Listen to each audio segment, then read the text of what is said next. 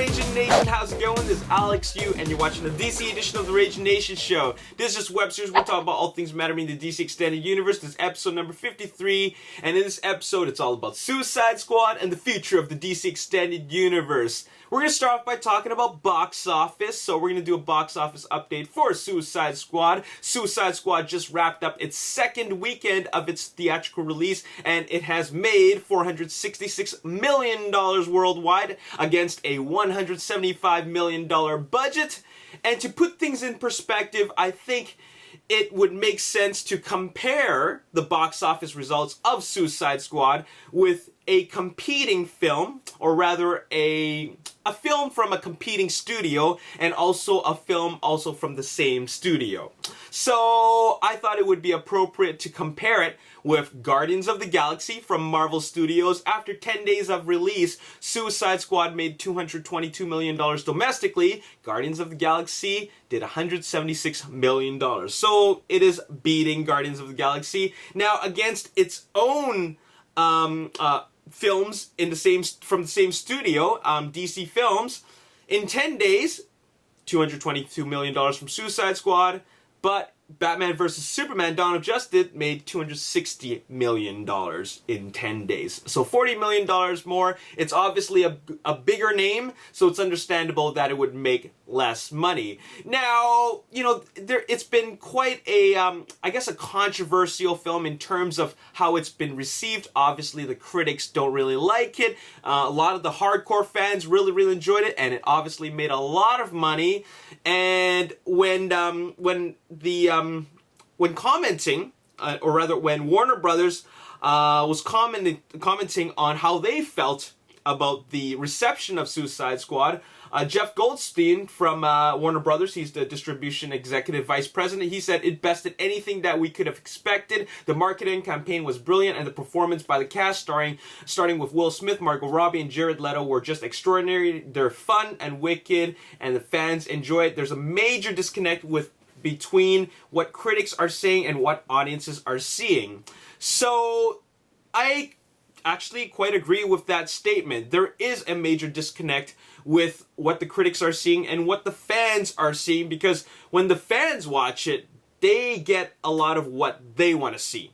And that is a lot of homages and tributes to the original source material, and a lot of the things that really make them excited when they watch a superhero or supervillain or a comic book movie adaptation. As for the critics, they are obviously comparing films like this to great films. I'm talking about extraordinary films, and I think they're just kind of losing their ability to feel entertained, and that's the problem these days. And we obviously know how David Ayer and a lot of the cast members feel about this, and that is they really don't care what the critics have to say. They just care that they made the movies for the fans. And well, let's just see what David Ayer had to say. He said that I love the movie and believe in it. I made it for the fans. Best experience of my life. And this is what Cara Delevingne said, who plays June Moon, aka Enchantress. The critics have been absolutely horrific. They're really horrible. You know, I just don't think they like superhero movies. The movie isn't perfect, but it's for the fans. Absolutely agree with that. Joel Kinnaman, who plays Rick Flag, says, you know, of course, you want critical acclaim, of course, but what matters is what the fans think. We're really proud of this film. We loved making it. Everybody on the film has become really close friends, and this is like a work of love, and I hope the fans like it. Karen Fukuhara, who played Katana, she said, honestly, made it for the hardcore DC fans. And finally, Jay Hernandez, who played El Diablo, he said, I think we did it, so the critics could kiss my ass. And I think that's the response that is the most appropriate for a film like this. Who cares what the critics think? If you like it, you know what? Put your money where your mouth is and just support this film. And you know what's really interesting is, you know, there's the fans who love it, and then of course there are the I guess the creators and other directors and people who work in the industry, when they have something positive to say about it, I think that actually means a lot. For example, Deadpool creator Rob Liefeld, he mentioned a couple of tweets, or actually mentioned a couple of things in a bunch of tweets. For example, he loved Margot Robbie. Margot Robbie is the only performance worth a damn in Suicide Squad. She owns the entire film. She's Harley Quinn. Give her a solo film. We love movie stars. They captivate us and demand our attention, and Margot Robbie is a star. Film benefits every time she's on screen. The Enchantress is terrible. I'm gonna have to agree with that. She's awful. Every time she's on screen, I'm in another movie, and it's not a good one. Every single frame that Enchantress inhabits is poorly conceived, visualized, and performed. Green Lantern, Smog Monster, Enchantress. Okay, I enjoyed brief scenes with the Joker. He has good chemistry with Harley. And finally, he says, put Margot Robbie in her own Harley Quinn film now. It will make more or the same amount of money without aging stars bloating the budget. Oh, man. When he said aging stars, obviously he's referring to Will Smith as Deadshot. Aging stars bloating the budget. He's a superstar. He is the most expensive star in Suicide Squad. But you know what? Will Smith, he owned the role as Deadshot, so I'm gonna have to disagree with him about aging stars comment. I'm gonna have to say that Will Smith was a good choice for Deadshot. You know what? Let's see what Kevin Smith had to say. He said that Suicide Squad does DC proud, and you know, Kevin Smith, he's like the king of all nerds.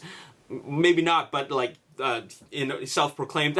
Anyways, he loves comic books, and it's no surprise that he really enjoyed Suicide Squad. And you could read an entire write-up that he had to mention about Suicide Squad. I think he posted an entire half-hour-long review. Anyways, you can check that out on his own channel. I think it's he's got a web series, Fat Man on Batman. You can check that out. Anybody else? Paul Dini, the creator of Harley Quinn, absolutely loves it.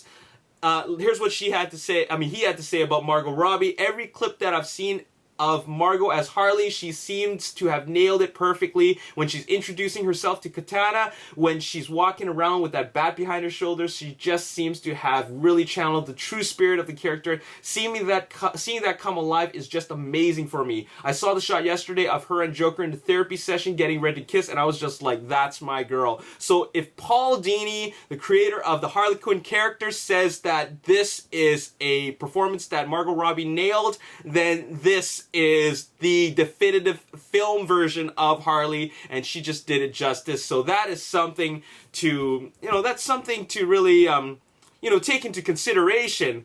And finally, John Ostrander, who is the creator of Task Force X, Suicide Squad, he had a commentary about it, and he said that I really liked the film, not perfect by a long shot, but a really good time in the movie theater, and for me, a lot of it was just amazing. The look, the detail, the feel of the film is not something I've seen in superhero movies before.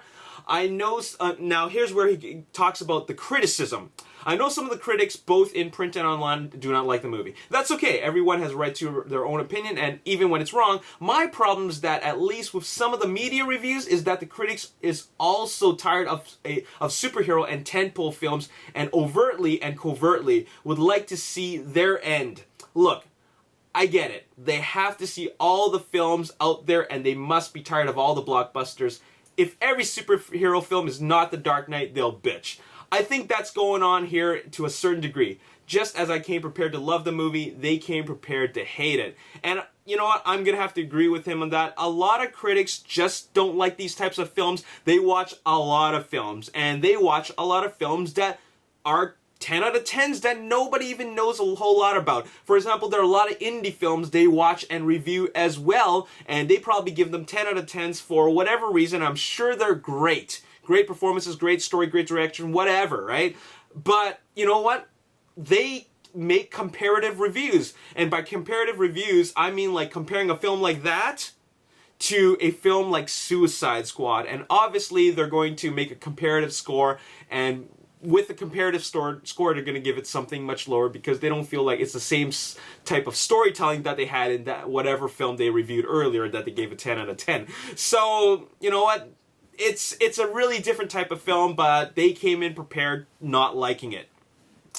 Now, what's next for the DC Extended Universe? Well, we got Aquaman, we got The Flash, we got 2 Justice League films, Wonder Woman's coming soon, and, well, Aquaman is something I'm really excited about. Jason Momoa as Aquaman.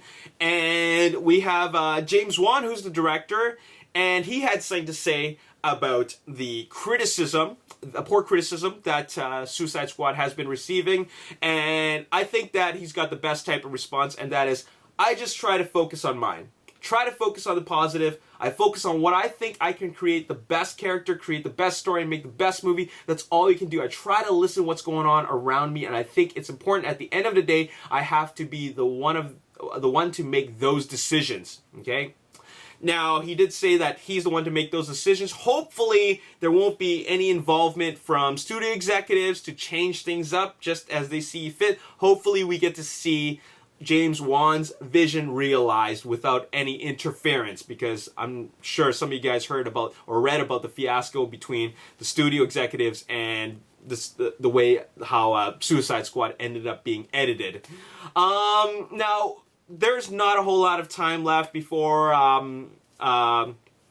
Aquaman is out. Well, 2 years, but still, they're in early stages of pre-production. Right now, Justice League is obviously being filmed, so they're obviously not working on Aquaman at the current moment. It's a very, very early stage, and he's got, James Wan has quite a bit of a head start for Aquaman, and he made a commentary about that, and that is there's a timetable of some sort, but I've made it pretty clear that if I were to get involved in this, that I need to lead the correct amount of time to do this right. That's all I'll say. Now, I think that's a pretty strong statement. I mean, a good statement, because when David Ayer was brought on board to write Suicide Squad, he only had 6 weeks, and even the writing duo behind Transformers Revenge of the Fallen, they had 8 weeks, okay? And they had 3 writers, and we know how that turned out, okay? David Ayer had 6 weeks. James Wan is getting quite a head start, so that's good news for Aquaman, all right? Now, some of the backlash over, or rather the negative reception for Suicide Squad extends not just from the critics, but also some people who were involved with Warner Brothers and the DC films. And apparently, now I don't know if this is 100% true, but an ex-employee of Warner Brothers actually, who was fired, or maybe he just left, I don't know. But anyways, he wrote an open letter to Warner Brothers CEO Kevin Tsujihara, and here's what he had to say, and this is regarding Wonder Woman, okay? What are you even doing? I wish to God you were forced to live out of a car until you made a #1 movie of the year. Maybe Wonder Woman wouldn't be such a mess.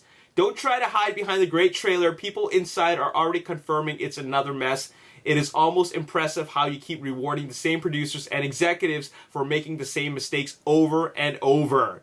And I'm pretty sure he's referring to not just Kevin Tsujihara, but also Zack Snyder, when he says producers and executives.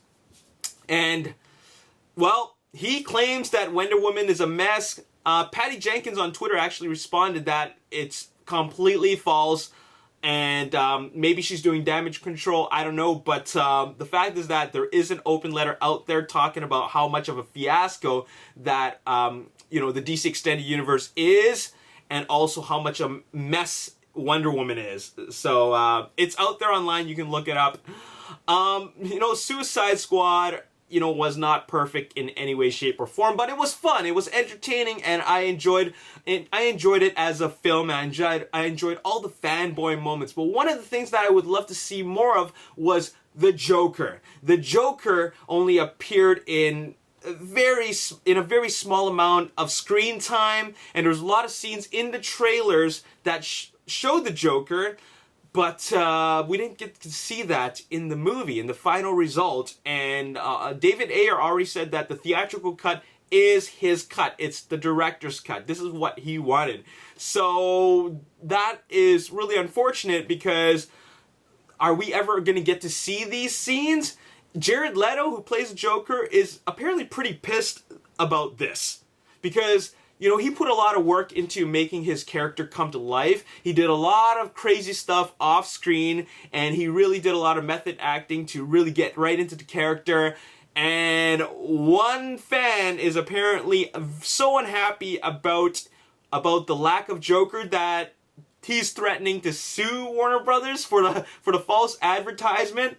And I don't know if he can actually get away with it, just because, I mean, or really make that happen, considering that, well, you know, this is something that happens. You know, a lot of scenes that appear in trailers don't actually make the final cut. It's marketing, right? But some will argue that it's false marketing. And here's what he had to say. Suicide Squad trailers showcase several specific Joker scenes that I had to pay for a whole movie just so that I can go watch those specific scenes that Warner Brothers DC had advertised in their trailers and TV spots. The scenes are when Joker banged his head on the car window, when Joker says, "Let me show you my toys," when Joker punches the roof of his car, when Joker drops a bomb with his face all messed up and says bye-bye. None of these scenes were in the movie. I drove 300 miles to London to go watch these specific scenes. They had explicitly advertised in their TV ads, and they didn't show them to me. Well, you know what? You know, I feel sad about that because I didn't get to watch them, but I'm not going to go as far as to suing Warner Brothers. You know what? Hopefully, just hopefully, we will see those scenes in the Suicide Squad Extended Edition, okay? Maybe there'll be an ultimate cut. If they made an ultimate cut for Batman vs. Superman, they can make an ultimate cut for Suicide Squad. And, you know, it's their opportunity to make more money, all right? Release an ultimate cut and people will want to watch that version.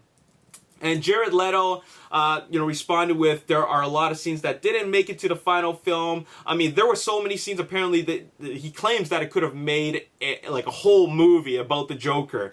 But finally, he ended it on a positive note. It was an honor to get asked to play the part. It's the most fun I've ever had with a character. And he's also expressed interest that he would like to see Joker appear in the Batman solo film. So hopefully we'll see that. Now, what I'd like to talk about in this final portion of the video is that I'd like to talk about the future of the DC Extended Universe. And of course, we have Justice League Part 1, Wonder Woman, The Flash, Aquaman, Shazam, Justice League Part 2, Cyborg, and the Green Lantern Corps coming soon. That is a lot of films, but in 2018 and in 2019, there are 2 release dates that are for untitled DC films, okay?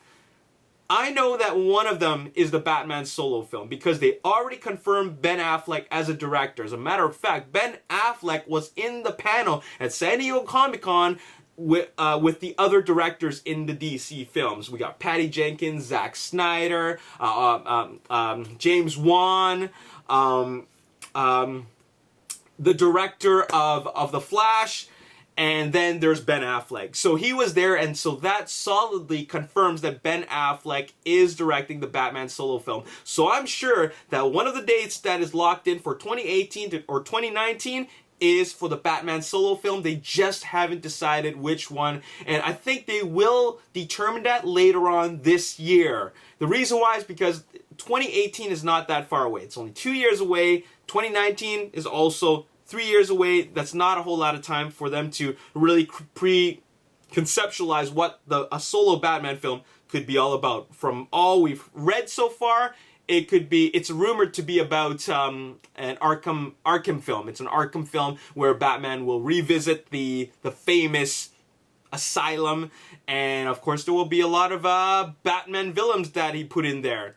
But anyways, that could be a great opportunity for Joker to come back. And anyways, so I'm thinking that one of them is the Batman solo film. But what about other potential films? Well, I'm sure some of you guys have read that Man of Steel, according to somebody who is close to the production, claims that Man of Steel is in active development. That's all they'll say. It's an active development. The person wrote in the wrap that Superman is a top priority for the studio and getting the character right for audiences is of tantamount importance. Warner Brothers did not immediately return a call for comment on Monday. So that is a rumor that Man of Steel 2 is happening. And if this were true, then those release dates, 2018 and 2019, one of them's for Batman, one of them's for Superman. We just don't know which one, which means something very crazy. If any of those projects are really, really happening, that essentially means that we are going to be seeing Batman and Superman once a year, and sometimes even twice a year. Okay, if they have a Batman or Superman film in 2019, we are going to be seeing either Batman or Superman twice in the same year. Okay, that is insane. We've already seen Batman twice this year. Suicide Squad, Batman vs. Superman. So to make that happen, it's going to be quite the commitment for Henry Cavill and Ben Affleck. But you know what? They're part of something huge, so they may as well make it happen. Now, other options that could potentially happen are the rumored Birds of Prey film. That is something that could be headed our way.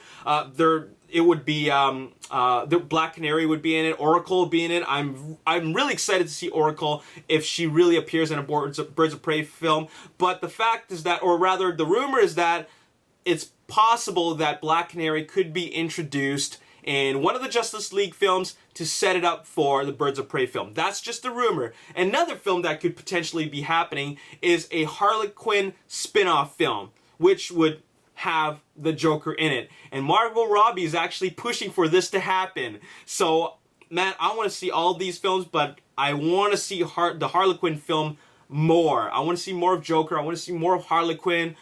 Maybe they can throw Deadshot in there. But I'm most excited about the Batman solo film, because a Batman solo film is something that we haven't seen since 2012. Yeah, since 2012. So I think it's about time that we got to see that. And anyways, that's all I got to say in this video. There are 4 films that we could be potentially seeing first in 2018. A Batman solo film, Man of Steel 2, Birds of Prey, or a Harley Quinn and Joker film. Which one do you want to see? Let me know in the comment section below. And if you want to share any more thoughts about how you feel about Suicide Squad, also you can let me know your thoughts down below. And as always, if you enjoyed this video and you want to see more, hit the like button, subscribe to the YouTube channel, like me on Facebook, The Ragin Nation. Also follow me on Twitter, Ragin Nation. My name is Alex. Thanks for watching. I'll see you next time. Peace. Which leads me to talk about Enchantress, played by Cara Delevingne, and poor casting choice. Her character is like very mystical.